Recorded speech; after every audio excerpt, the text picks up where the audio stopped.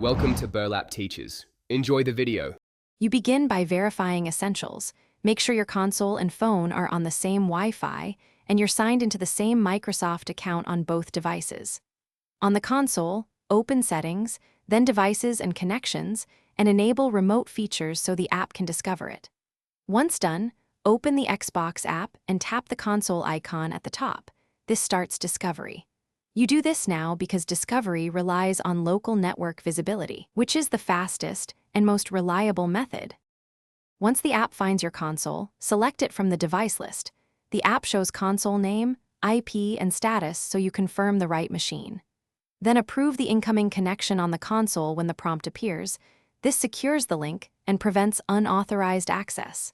After that, configure streaming quality and controller mapping in the app so gameplay is smooth. Adjust bitrate and resolution if you see lag. This step ensures performance matches your network and controller setup. To finish, start a remote play session and confirm video, audio, and controller input are responsive. This validates the link.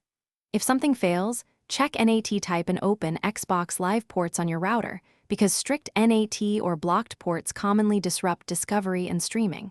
If discovery stalls, restart both devices and sign out and back into the Xbox app.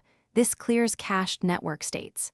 If you still have issues, power cycle the router as a last quick test to restore local network resolution. Thanks for watching. Consider subscribing if this video helped you.